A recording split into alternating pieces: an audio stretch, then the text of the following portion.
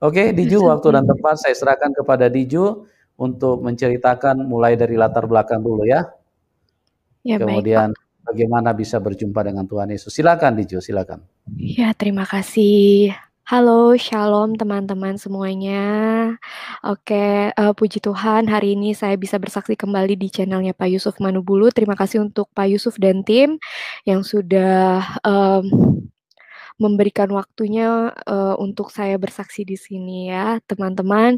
Pastinya teman-teman udah nggak asing lagi sama kesaksian saya. Saya berlatar belakang lahir di keluarga Muslim ya, dan orang tua saya sampai saat ini semua keluarga saya Muslim, nggak ada yang Kristen. Baru saya aja yang pertama, makanya kenapa nama baptisan saya itu Eunis ya, Victorier, pemenang, kemenangan iman ya. Oke, jadi awal mulanya ini saya, waktu itu di tahun 2013 ya teman-teman. Saat itu, saya belum kenal Tuhan Yesus, saya nggak tahu agama Kristen itu seperti apa, karena yang saya tahu, yang saya dengar, kalau agama Kristen itu selalu mencari orang untuk dikristenkan atau kristenisasi ya teman-teman gitu. Jadinya, dan katanya dulu tuh kalau orang Kristen itu nyembah, salib ya kan, nyembah Tuhan Yesus yang disalibkan tuh kayak berarti kayak nyembah berhala ya teman-teman ya. Nah, jadi saya ngerasa agama Kristen itu sesat ya. Waktu kecil banget pas saya main-main kan, rumah saya itu atas HKBP, samping HKBP ya, jadi banyak gereja di daerah rumah saya, walaupun masjid dan musholanya juga banyak gitu. Jadi pas saya dulu waktu masih kecil main-main, kakak-kakak gereja itu suka bagiin undangan buat kebaktian. Nah, namanya anak kecil dapat undangan kayak gitu kan lucu ya, dikirain tuh, apa ya, undangan ulang tahun gitu kan, karena warna-warni. Ya udah akhirnya aku kasih mamaku kan, "Mama aku dapat undangan," gitu, seneng banget. Mamaku langsung ngomel, "Ini tuh buat orang Kristen, bukan buat orang Islam gitu, jadi kamu nggak boleh datang." Terus aku baru tahu, oh gitu ya. Karena kan dari kecil tuh, dari umur 3 tahun itu saya udah mulai masuk TK, TK-nya itu Taman Quran kebetulan. Nah, jadi selain Taman Quran itu selain ada TK, dia juga ada TPA-nya. Nah, pasti teman-teman tahu nih yang dulunya suka ngaji, ya kan? Jadi setiap sore habis pulang sekolah, sorenya waktunya kita untuk belajar mengaji ya teman-teman. Nah, singkat cerita, semakin dewasa, kita kan semakin cari jati diri ya teman-teman gitu. Jadi tuh saya juga sempat ikut LIKO namanya. Jadi setelah SMP karena semakin dewasa, jadi kita ditempatin di satu LIKO karena biar kita berkembang dan bertumbuh sama halnya kayak Kristen sekarang ada Komsel ya. Jadi ada teman-teman yang buat saling menguatkan gitu kan. Nah, terus di 2013 itu kejadiannya saya nggak tahu kenapa gitu kan. eee saya cuma ngerasa setiap saya ngelihat orang yang non-muslim gitu kan, kok kayaknya anak-anaknya lebih berani ya, lebih apa ya, lebih berprestasi gitu ya. Saya nggak tahu kenapa gitu. Makanya saya dulu, enak kali ya punya pacar gitu kan, pacar yang non-muslim gitu. Nah, dijawab sama Tuhan beneran dikasih pacar yang Katolik gitu, non-muslim. Nah, singkat cerita gara-gara saya pacaran sama dia ini nih gitu kan, Eee, saya sempat nemenin dia ke gereja Katolik, tapi pas saya di gereja Katolik itu, saya ngerasa kok aneh banget, bener nggak nih ya gue boleh masuk ke sini? Duh jadi Kristen nggak ya gue? Gitu kan. Nah akhirnya saya baca-baca tuh istighfar terus kan, nah ya kan. Nah abis itu saya udah nggak mau lagi, saya bilang, "Ah lu jangan ajak-ajak gue ke situ lagi, gue nggak mau," gitu. Karena sempat juga ada sepupu saya lihat, saya masuk gereja gitu, karena waktu itu kebetulan di gereja itu selain gereja dia juga ada kayak, klinik ya. Jadi waktu itu saya mau ngambil, vitamin buat oma opanya dia. Saya ke sana nemenin dia buat ambil vitamin itu, tapi sepupu saya lihat, jadi dikirain saya, ke gereja itu untuk ibadah. Makanya dari situ saya disidang lagi, disidang. Padahal saya waktu itu masih sekolah ya, masih SMA gitu. Jadi kayaknya kalau untuk ke tahap serius juga nggak kepikiran kan. Nah, dan saya juga berpikir, "Oh, jangan sampai gue yang masuk, harusnya lu nih yang masuk ke gue," gitu kan. Nah, akhirnya, saya nggak pernah mau ke situ lagi, namanya anak muda ya, suka banget jalan-jalan di mall. Nah, hari Minggu kebetulan itu saya emang suka makan di luar kan sama pacar saya ini. Nah, akhirnya saya makan di luar tuh di salah satu mall di Jakarta. Terus di situ tuh ada gereja karismatik besar banget ya kan, karena kan namanya di dalam mall. Nah, yang ke sana itu rata-rata rapi-rapi, cantik-cantik, ganteng-ganteng gitu. Saya tanya sama dia, eee, "Ah, itu apa ya?" Gitu kan. "Kok rame banget di situ lagi ada acara apa ya?" Gitu. Terus ternyata dia bilang, "Itu nggak ada event apa-apa, itu gereja," gitu kan. "Oh gereja, kok gereja di dalam mall ya?" Gitu kan. "Ya udah yuk ke sana yuk, kan lu juga belum gereja," gitu. Nggak tahu kepanggil aja hatinya buat masuk ke dalam. Nah, kayak akhirnya kita masuk ke dalam dan ternyata di situ kan dapet, minyak urapan, terus dapet juga, hostia, terus habis itu juga anggur. Nah, itu dulu saya kayaknya megang itu tuh kayak, "Ini minyak apa ya? Minyak babi bukan ya?" Gitu kan, saya nggak tahu ya. Jadi takut juga buat makenya ya. Nah, habis itu, eee saya udah masuk ke dalam dan pas banget khotbah pertamanya itu tentang pergumulan sama orang tua. Jadi walaupun, orang tua kita nggak terima kita, dengan keputusan kita gitu, tapi kita harus sabar, harus kita juga kasih pengertian berulang-ulang gitu. Karena nantinya juga orang tua kita bisa paham dan bisa menerima setiap keputusan kita. Saya nggak tahu kenapa firman pertamanya itu, saya ngerasa saat itu dapat penguatan karena saya punya teman dekat ini kan non-muslim dan keluarga saya itu nggak terima karena takut saya ikut sama dia gitu.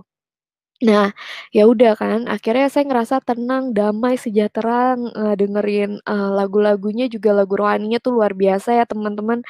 Kayak gimana ya, kayak mengisi hati saya karena kan, setelah sekarang gitu, saat ini saya tahu bahwa di dalam, hati kita ini ada satu ruang yang hanya cuma bisa diisi sama kasihnya Tuhan gitu. Dan makanya itulah yang Tuhan, kerjakan dalam hidup saya. Oke, singkat cerita, saya jadi rajin banget yang namanya ke gereja, bahkan lebih rajin saya dibanding, mantan saya ini yang Kristen gitu. Jadi udah waktunya hari Minggu saya yang udah mulai siap-siap, "Ayo ayo ini udah waktunya ke gereja nih," gitu. Nah, abis itu, ngumpet-ngumpet kan, akhirnya saya putus sama dia, nggak lama saya putus gitu, tapi saya tetap ke gereja sendirian, walaupun sendirian. Nah, saya tetap pilih gereja yang besar, kenapa? Karena saya cuma mau dengerin firman-Nya. Saya cuma mau dengerin firman-Nya karena setiap saya dengerin firman-Nya, saya kayak dapat kekuatan yang baru, gitu. Saya mau dan dapat pengajaran yang baru dan itu, saya merasa, apa ya, saya jadi bertumbuh gitu, saya menjadi orang yang lebih baik menurut saya pribadi gitu, saya jadi lebih sabar. Nah, akhirnya, eee, setelah gereja sendirian, terus temen saya, cici-cici nih ceritanya kan, karena kita udah deket gitu kan, jadi kayak kakak sendiri, dia bilang, "Dek, mau ikut nggak di gereja saya?" Gitu kan, ada kelas pemulihan, namanya SPKP.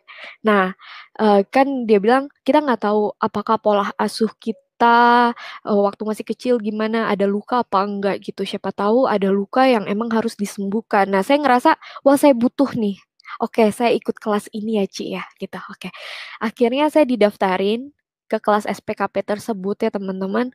Nah, pas prakelas itu di tahun 2014 ya. Jadi pas prakelas itu dijelaskan bahwa pada saat nanti akhir kelas itu akan dilahirkan secara baru.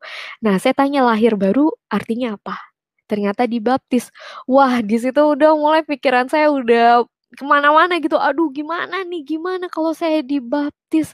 Saya nggak mau jadi orang Kristen, saya nggak mau jadi kafir, saya nggak mau nih orang tua saya kenapa-napa. Kalau iya saya sembuh, tapi kalau saya jadi kafir, saya, hidupnya jadi susah nanti karena Tuhan marah sama saya gimana gitu kan. Itu kan saya masih sekolah ya.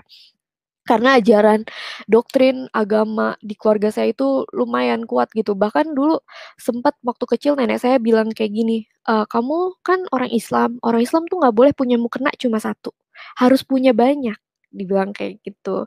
Jadi emang bener-bener yang kuat banget. Jadi kalau setiap mau pergi harus baca ini, baca itu, baca ini, baca itu gitu, banyak banget pokoknya. Nah, eee akhirnya setelah kelas SPKP tadi, akhirnya saya keluar nggak mau lagi datang ke gereja, teman-teman. Nggak mau lagi datang ke gereja. Kenapa? Karena saya takut. Takut banget saya jadi keluar dari Islam, saya jadi kafir. Akhirnya orang tua saya kenapa-napa karena saya keluar dari Islam gitu. Karena waktu saya masih pacaran nih sama mantan saya ini, papa saya sempat jatuh sakit. Ya, jadi itu papa saya sempat jatuh sakit dikirain karena saya. Gitu. Jadi keluarga papa saya telepon saya cuma bilang, "Nih adik saya sakit gara-gara kamu ya. Awas ya kamu kalau terjadi apa-apa sama adik saya," gitu. Nggak ada anak yang saya rasa nggak ada anak yang pengen orang tuanya kenapa-napa ya, gitu kan. Jadinya, saya takut gitu. Akhirnya, saya nggak pernah mau balik lagi ke gereja, tapi entah kenapa saya suka banget baca firman Tuhan. Saya suka banget baca renungan yang emang gampang banget dapatnya karena kan sekarang udah era digital ya. Era sosial media bisa bisa ketemu di sosial media manapun. Saya selalu cari tuh kayak orang kausan gitu kan. Saya selalu cari firman-firman Tuhan. Saya selalu dengerin lagu-lagu rohani gitu. Karena menurut saya itu nenangin jiwa saya banget. Nah, eh akhirnya apa saya nggak pernah gereja tapi saya tetap dengerin firman ya teman-teman. Di situ saya ngerasa, kok gue Islam tapi gue ngerti lagu-lagunya orang Kristen, terus gue ngerti firman-firmannya, bahkan teman-teman sampai teman-teman kuliah saya tuh setelah saya berpindah ya, mereka baru bilang, lo tuh dulu ya di gitu kan, lo tuh dulu ya di kalau ngomong sama kita tuh selalu bawa firman. Mereka ngomong kayak gitu. Saya nggak sadar kalau ternyata memang saya ngomongin firman sama mereka gitu. Nah, akhirnya eee, saya, pakai kerudung. Ya, di tahun 2018 saya pakai kerudung itu karena, eee, saya kan selalu dideketin sama orang yang non-muslim gitu kan. Nah, kalau misalnya saya dideketin terus sama orang non-muslim, kapan saya seriusnya dan kapan mau diterima sama keluarga kan, karena kan beda iman, beda akidah ya teman-teman. Nggak mungkin orang tua kita mau terima dengan perbedaan agama, apalagi keluarga saya agamanya saklek banget gitu. Nah, ngucapin Natal aja itu nggak boleh kalau sama mama saya. Nah, terus abis itu, mmm, akhirnya teman saya bilang, "Lo coba pakai kerudung deh, Di," gitu kan, "biar jelas identitas lu tuh apa," gitu. Jadi saat nanti kalau ada cowok muslim yang deketin lo, ya dia tahu dia akan berlanjut ke tahap selanjutnya. Mungkin kalau sekarang, saat dia ngedeketin lu ya, dia ngerasa, "Oh kayaknya lu bukan muslim," jadi dia mundur gitu, nggak ngedeketin lo lagi lebih lanjut, dia bilang kayak gitu. Oh iya ya, masa sih gue mau pakai kerudung cuma gara-gara cowok? Nggak mungkin banget. Saya tuh nggak mau pakai atribut, keagamaan yang emang saya nggak ada di hati saya, gitu. Jadi itu udah jadi prinsip saya mau berkerudung saat saya memang sudah mau belajar memperbaiki diri saya lebih lagi gitu. Saya mau menurut apa katanya, apa perintah-perintah agama saya gitu. Kayak akhirnya saya cari tahu, kewajiban, wanita pakai kerudung gitu. Ternyata itu baik ya teman-teman, karena katanya kalau misalnya anak perempuan nggak mau pakai kerudung nanti papanya yang akan disiksa di neraka. Katanya nggak ngajarin anaknya pakai kerudung gitu, kenapa dibiarin anaknya buka aurat gitu. Ya jadi karena saya sangat sayang sama papa saya, ya udah deh, saya belajar pakai kerudung. Nah, nggak ada yang percaya kalau saya mau pakai kerudung karena saya anaknya petakilan banget ya, teman-teman, nggak bisa diem gitu.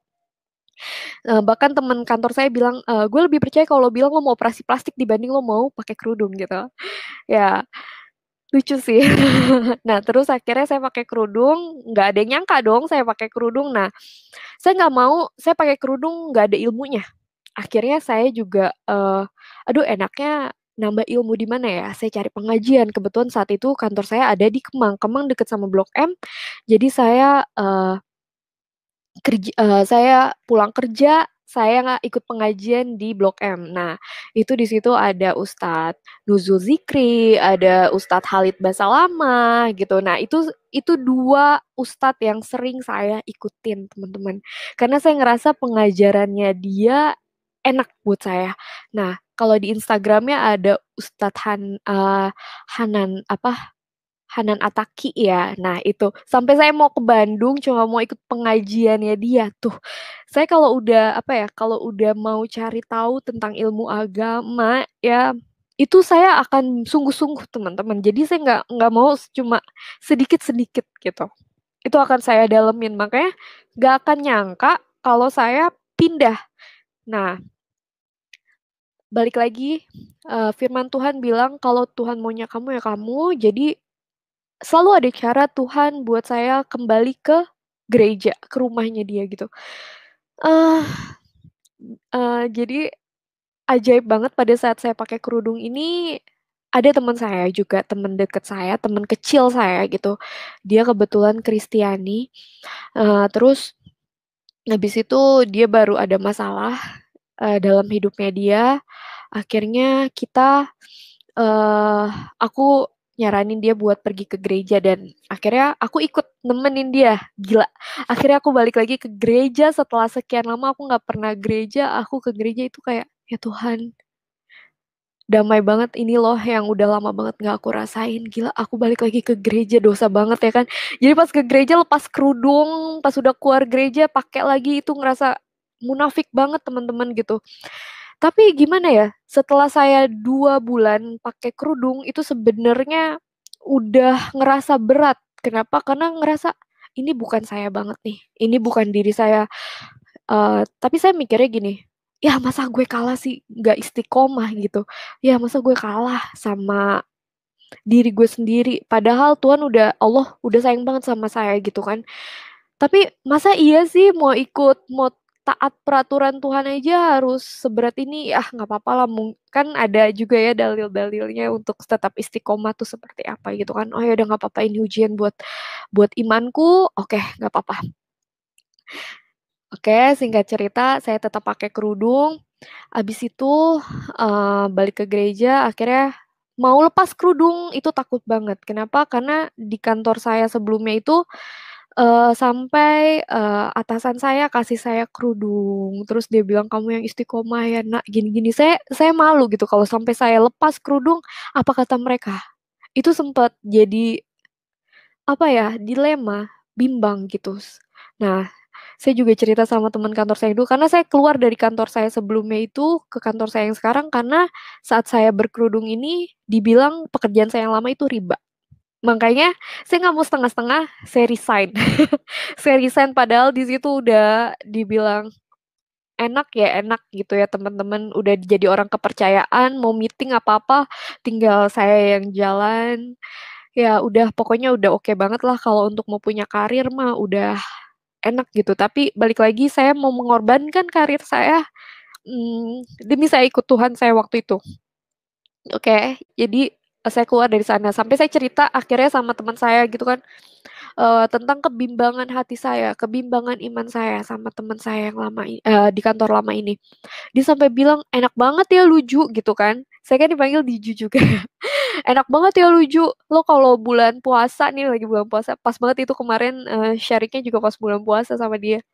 "Lo giliran bulan puasa bilang mau Kristen biar nggak puasa ya lo," gitu. Jadinya, entar pas lebaran baru lo Islam lagi ya biar dapet THR gitu kan. Aduh nggak sedangkal itu gitu kan. Akhirnya saya lepas kerudung, mama saya marah banget, tapi mau gimana lagi saya bilang, "Ini diri saya sebenarnya, saya nggak mau, saya nggak mau munafik," gitu. Sebenarnya saya udah nggak nyaman, tapi saya pakai untuk menyenangkan siapa?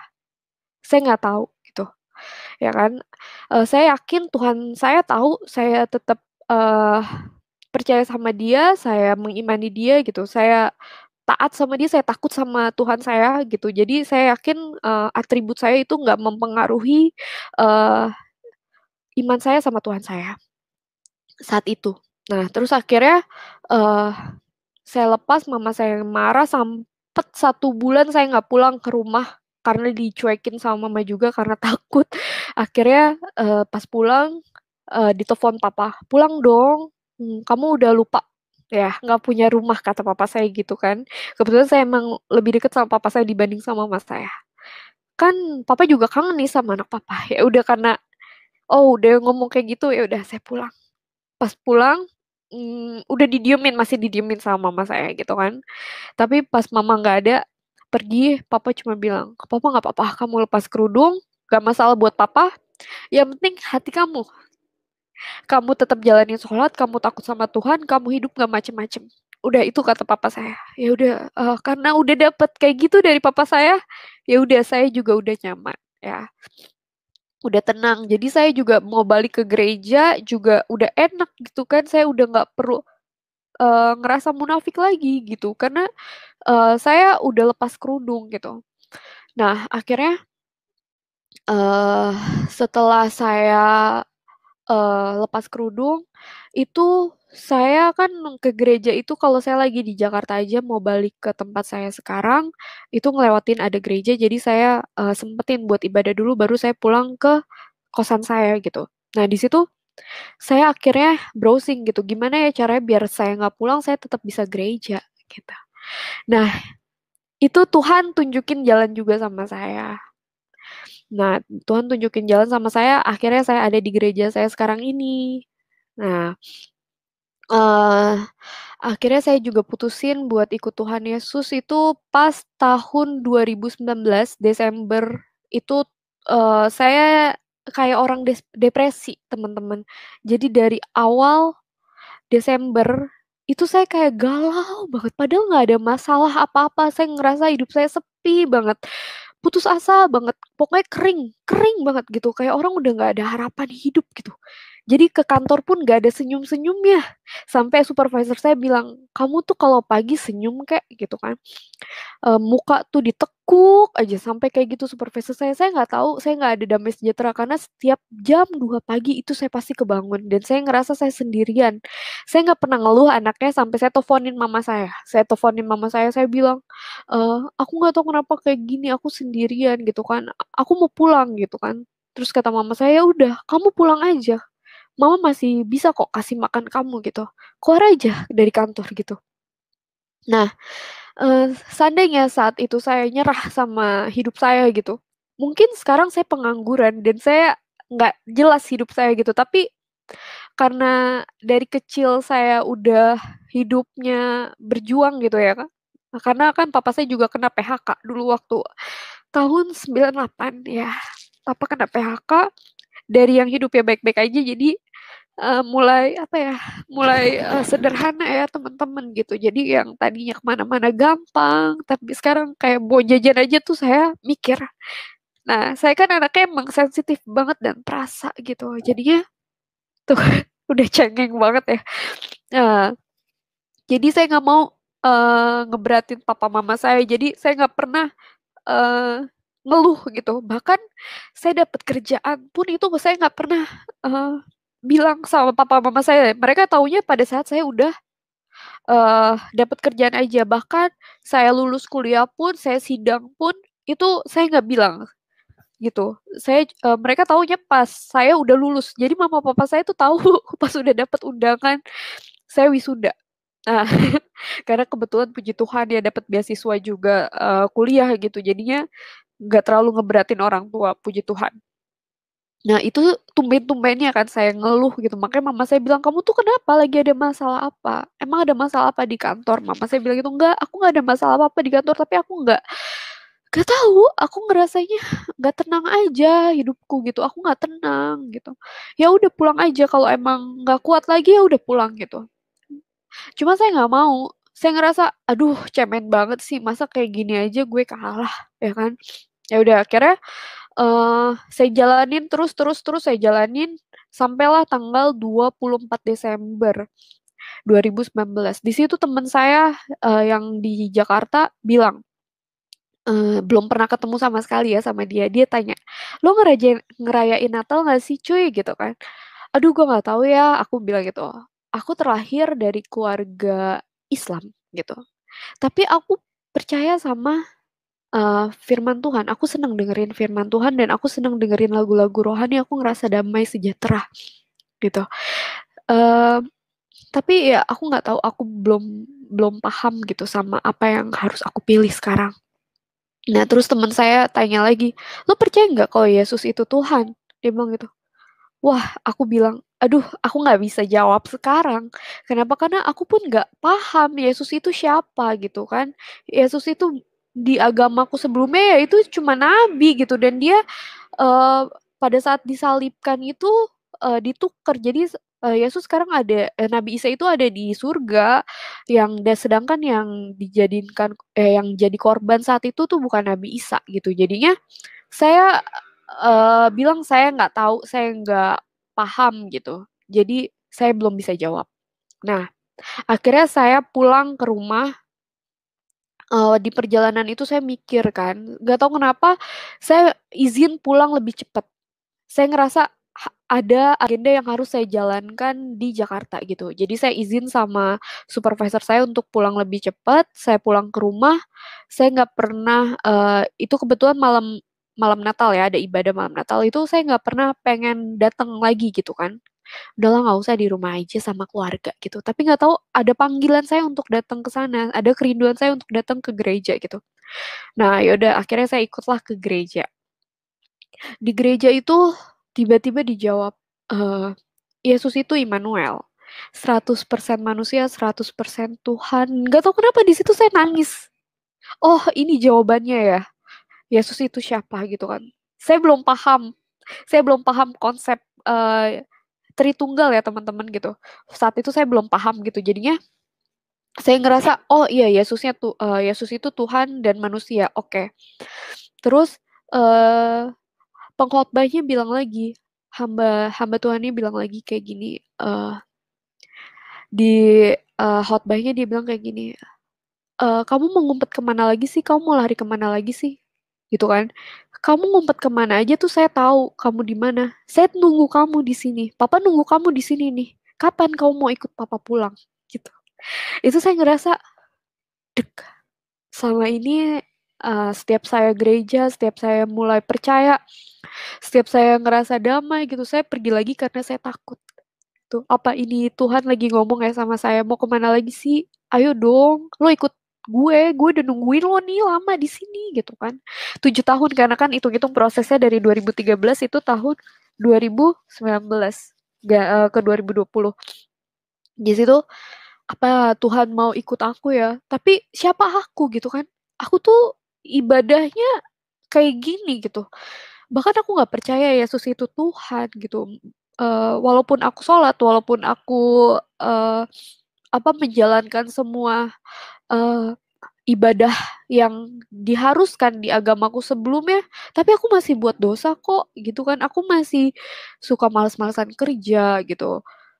Eee, aku ini masih berdosa, tapi kenapa Tuhan pilih aku?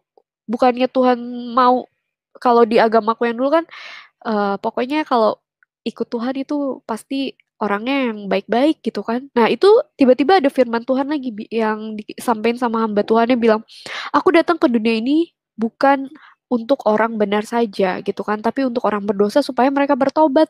Yang butuh, tabib itu kan orang yang sakit, bukan orang yang sehat," gitu. Di situ aku ngerasa, oh itu kayak ngerasa Tuhan lagi ngomong lagi sama aku.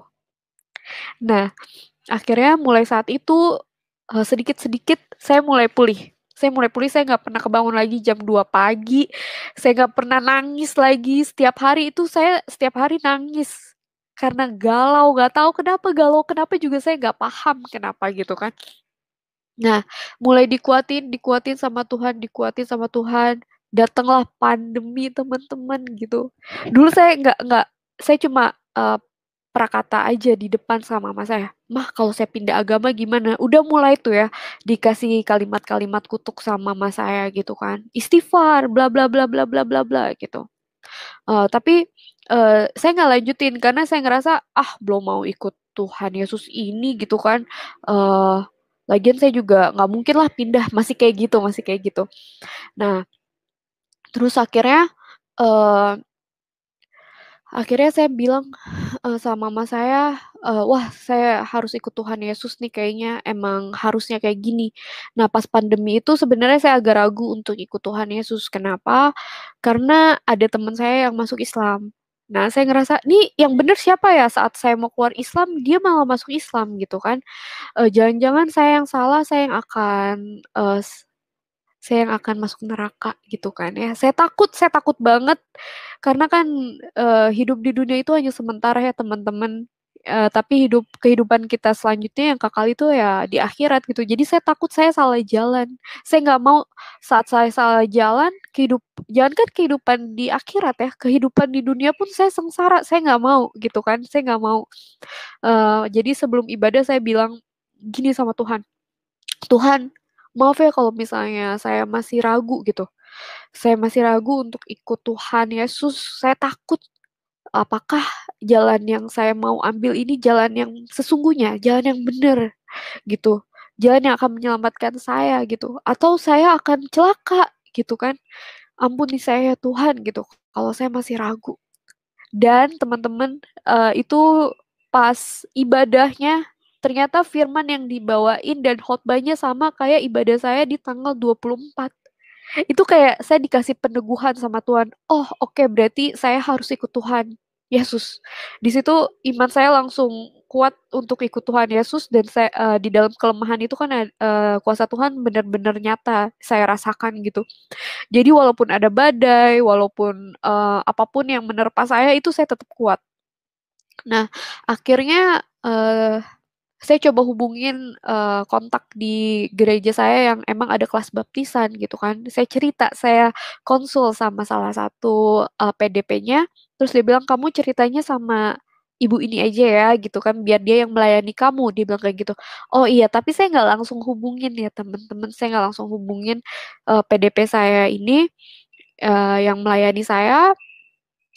Terus saya tanya gimana ya caranya kasih tahu keluarga saya gitu kalau emang saya mau pindah iman gitu. Saya takut, saya selalu bilang, saya pulang, "Pah, Mah, ada waktu nggak? Aku mau ngobrol," gitu. Mereka selalu nggak ada waktu teman-teman, mereka selalu nggak ada waktu. Tapi kakak rohani saya bilang, "Didoain ya, Dek," gitu, "didoain dan minta saat kamu bicara nanti, Tuhan Yesus hadir di tengah-tengah kamu dan keluarga, jadi tetap ada damai sejahtera," gitu. Oke, akhirnya saya doa, saya yakin, eee, saya yakin, Tuhan, pasti besertaku kan, Tuhan pasti menyatakan kebesarannya gitu. Jadinya, eee, saya ikutin aja maunya Tuhan dan saya di situ belajar untuk nggak bersungut-sungut. Selama saya proses ini, saya belajar untuk tidak bersungut-sungut. Nah, akhirnya, eee, Tuhan tahu banget saya kebingungan untuk menyampaikan, apa ya, keimanan saya yang saat ini, dia bantu saya, gitu. Jadi pada saat, saya bingung, akhirnya ada suara, dia bilang kayak gini, "Coba mulai dari adik kamu yang laki-laki," gitu. Kok mulai dari adik saya yang laki-laki ya? Logikaku main ya, logikuku main gitu. Oh, oke, nggak apa-apa. Aku yakin dia bisa menerima keputusanku, terus juga dia anak laki-laki, di mana kalau di Islam itu anak laki-laki itu, eee, ini ya, sangat bertanggung jawab, punya tanggung jawab lebih untuk keluarga. Bahkan saat dia menikah pun, kakaknya, ibunya adalah tanggung jawab dia. Jadi saya rasa saat dia bisa menerima saya, apapun nanti kejadiannya di rumah, saya nggak dapat informasi dari mama saya bisa dapat informasi dari adik saya. Sehingga kalau ada apa-apa saya masih bisa bantu keluarga saya, gitu. Oke, akhirnya saya ngobrol sama dia pelan-pelan banget.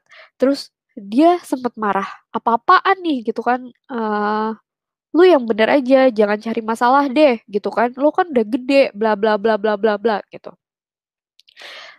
Terus saya cuma bilang, eee, "Lu nggak bakal paham, lu nggak bakal ngerti kalau gue jelasin. Ini pengalaman pribadi gue sama Tuhan," gitu kan. "Kalau lu nggak ngalamin Tuhan, apa yang gue omongin nggak akan masuk, gitu, dan lo pasti menyangkal. Jadi buat apa gue jelasin sama lu?" Ya udah, akhirnya dia bilang, "Oh ya udah, oke, gue tetep nggak terima, tapi ini hidup lo, pilihan lo. Yang penting lo jangan bikin malu keluarga, terus juga lo hidup benar." Oh ya udah, oke. Dari dia selesai, terus habis itu, oke, terus ke siapa lagi ya Tuhan gitu kan, aku gimana ya ngomongnya gitu. Akhirnya dia bilang, "Ya udah, sekarang ngomong deh ke papa kamu," gitu. Nah, ngomongnya nggak secara langsung, tapi lewat telepon. Kenapa? Karena papa saya saat itu lagi di luar kota, di tempat kakak saya, di daerah Jawa Barat. Saya telepon papa saya, "Pa, aku boleh ngobrol nggak, Pa?" Gitu. "Iya, boleh. Kenapa?" "Eh, Pa, aku mau keluar dari Islam," gitu. "Aku mau jadi orang Kristen, Pa." Gitu kan ya. Terus papa saya coba bilang, "Ini yang papa takutin," gitu. Mungkin papa saya udah feeling ya, udah feeling, "Ini yang papa takutin." Dan ternyata kejadian dia bilang kayak gitu. Papa saya bilang gitu, "Papa nggak," terus sama papa, "Jangan marah ya, Pa." Tuh. Terus papa saya bilang, "Papa nggak marah. Papa cuma sedih. Papa nggak tahu nanti mau ngomong apa sama nenek, sama kakek kamu," gitu. "Kalau papa ketemu di akhirat nanti, kenapa cucu gue kok keluar dari Islam? Kenapa cucu gue kok jadi orang kafir?" Gitu kan. Sedangkan keluarga saya lumayan terkenal keislamannya di lingkungan rumah saya gitu. Terus akhirnya, "Ya udah kamu pikir-pikir lagi aja, nanti kita ngobrol lagi," kata papa saya. Ya udah, oke. Ya udah kan. Itu saya udah mulai ikut kelas baptisan ya teman-teman. Itu waktunya udah deket, di mana saya harus dibaptis. Nah akhirnya terakhir nih tinggal ngomong ke mama kan, karena menurut saya yang paling penting adalah keluarga inti saya tahu dulu, keluarga besar saya tahu belakangan juga nggak masalah gitu, karena kan yang penting keluarga inti saya tahu apa yang menjadi keputusan saya gitu. Akhirnya soalnya saya bilang sama kakak rohani saya gini, "Saya nggak mau dibaptis sampai keluarga saya tahu iman saya yang sesungguhnya. Walaupun nanti saya dapat penolakan, seenggaknya keluarga saya tahu iman saya." Jadi di rumah mereka saat saya di rumah gitu, mereka nggak nyuruh saya sholat lagi. Saya juga berat rasanya saat saya disuruh sholat, tapi hati saya nggak di situ gitu. Saya nggak menyembah Tuhan yang sama saat mereka ngobrol bercandain tentang agama Kristen gitu. eh saya nggak saya apa ya, hati saya sakit juga gitu kan, hati saya sakit juga kalau dibilang Tuhannya digantung lah, Tuhannya ya itulah gitu kan. Ya tahu diri lah ya teman-teman gitu. Jadi eh akhirnya pas waktunya udah deket, tiba-tiba pada saat saya mau ketemu untuk konsultasi nih sama PDP yang melayani saya, mama saya telepon subuh-subuh biasa. Mama saya tuh selalu ngingetin saya belakangan ini gitu. Pas saya mau masuk eh, apa namanya dibaptis itu, mama saya selalu ingetin saya, sholat tahajud, ya kan, sholat subuh udah belum gitu. Saya cuma bilang iya udah, pada ya udah gitu. Padahal saya nggak sholat lagi. Nah, akhirnya mama saya bilang, sholat nak gitu-gitu kan. Nah, terus aku telepon dong, "Mah, aku minta maaf sebelumnya, Mah. Eh, aku mau pindah agama." Aku bilang kayak gitu, "Aku mau pindah keyakinan, Mah. Aku udah gak percaya sama keimananku yang sekarang," gitu. Terus eh mama saya bilang, "Iya, Mama udah tahu." Ajaib gak sih? Ajaib kan ya? Ternyata Tuhan bekerja melalui mimpi ke mama saya gitu. Mama udah tahu. Mama mimpi, "Kamu mau nyebrang jembatan, di bawahnya tuh ada duri. Kamu mama panggil-panggil, gak nengok-nengok gitu kan, sampai mama pelukin, kamu gak nengok-nengok ke mama gitu. Kamu jalan aja terus. Nah, itu jembatannya mau patah. Mama takut, nak, kamu gak selamat. Sholat ya, nak, gitu kan, sholat ya."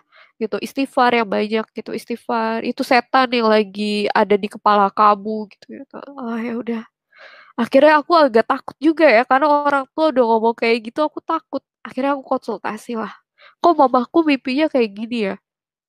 Ada duri di bawahnya, jajan aku masuk neraka gitu kan." Kan tahu sendiri neraka kan digambarinnya ada duri, terus habis itu penuh nanah lah, apa segala macam, itu serem banget kan, panas, api-api semua. Nah, akhirnya saya cerita sama kakak rohani saya bilang, "Eh, jangan takut, bawa dalam doa aja," gitu kan. eh Jembatan itu mengibaratkan orang yang akan berpindah dari satu tempat ke tempat lain. Kamu akan berpindah dari iman yang mati ke iman yang hidup, ya kan? Terang dan gelap itu nggak bisa bersatu. Makanya kenapa jembatan itu harus patah. kata kakak saya gitu. Dan kenapa ada duri? Ya karena apa yang kamu pilih menjadi duri untuk keluarga kamu. Nah, kakak rohani saya bilang kayak gitu, akhirnya di situ saya udah mulai tentram ya teman-teman. Oh ya, semoga saya percayalah kalau memang saya ikut Tuhan, pasti apapun itu saya bisa lewatin ini dan saya nggak jadi orang yang celaka gitu. Oke, saya bawa dalam doa terus, terus, terus, terus. Nah, terus kan banyak intimidasi juga ya, nggak cuma dari keluarga inti, dari teman-teman kantor, dari teman-teman sekitar, terus juga teman-teman sekolah gitu kan, teman-teman main, dari keluarga yang lain juga, sempet telepon-teleponin sampai saya menghindar, avoid dulu, avoid gitu. Karena saya ngerasa jangan sekarang gitu. Mungkin kalau sekarang saya ladenin yang ada akhirnya ada perpecahan besar yang ada saya tidak menghargai mereka sebagai orang yang lebih tua, tidak menghormati mereka sebagai orang yang lebih tua. Makanya saya mencoba untuk mundur dulu. Saya calm down dulu, saya belajar apapun yang emang mereka tanyakan kepada saya. Karena kan namanya juga Kristen mula-mula gitu kan, masih bingung gitu dengan iman Kristen apa sih gitu kan dengan pertanyaan di mana Yesus bilang kalau saya Tuhan. Ya aku juga belum baca Alkitab sepenuhnya jadi juga nggak tahu gitu kan. Saya juga nggak paham gitu. Tapi teman-teman, setiap pertanyaan dari keluarga saya itu benar-benar dijawab dalam firman Tuhan. Saat saya mencari itu benar-benar muncul gitu. Benar-benar dikasih jawaban dan menurut saya itu cara Tuhan bicara sama saya gitu ya. Jadi mama saya kan ngutukin saya juga gitu kan. Akhirnya pas saya buka Alkitab di handphone gitu muncul langsung ayatnya segala yang jahat itu datangnya bukan dari Tuhan tapi dari iblis gitu kan, dari si jahat gitu. Jadi ya saya nggak takut lagi. Nah, terus saat saya ada perpecahan dalam keluarga saya gitu kayak eh Tuhan bilang saya harus menghormati orang tua saya supaya panjang umur saya gitu. Tapi dengan saya tidak mengikuti orang tua saya tidak menghargai dia, tidak menghormati dia. Ini gimana ya Tuhan gitu kan? Terus akhirnya keluarlah ayat yang eh, tentang perihal mengikuti Yesus itu membawa perpecahan dalam keluarga gitu. Dan saya baca di situ siapa yang lebih menyayangi ayahnya, ibunya, saudara perempuannya, saudara laki-lakinya dibanding aku, dia tidak layak bagiku. Wah, aku nggak mau nggak jadi orang yang nggak layak untuk Tuhan gitu. Jadinya, oke Tuhan, aku ikut Tuhan. Apapun resikonya, aku tetap ikut Tuhan gitu. Jadi ya udah akhirnya saya dibaptis tanggal 8 September 2020 saya baru baptisan teman-teman, puji Tuhan. Itu rasanya luar biasa banget sampai sekarang walaupun saya belum bisa pulang sampai apa ya, sampai papa saya datengin saya coba buat kopi bareng karena kan mama saya masih marah sama saya gitu. Jadi ya ya saya puji Tuhan maksudnya papa saya sampai bilang sebenarnya secara agama gitu karena kita udah gak satu akidah kita udah gak punya hubungan hubungan kita udah keputus gitu kita udah orang lain bahkan kalau saya meninggal kamu nggak boleh sentuh mayat saya gitu karena eh, apa sih najis ya teman-teman najis gitu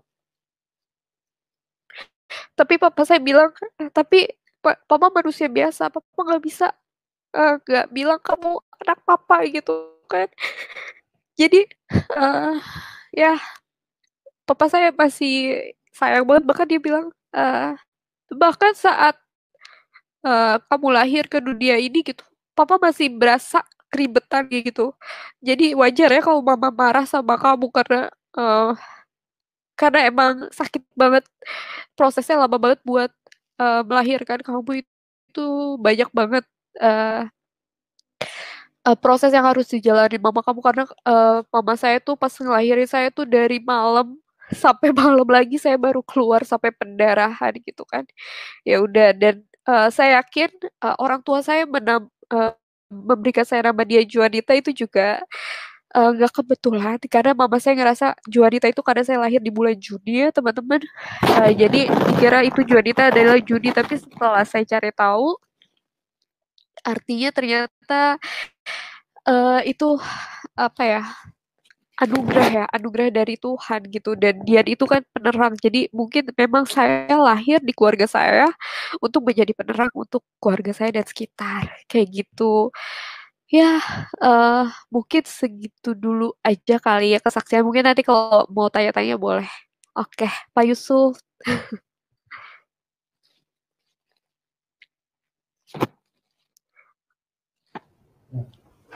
Ya, Oke, puji Tuhan. puji Tuhan. Terima kasih Mbak Dijo atas kesaksiannya.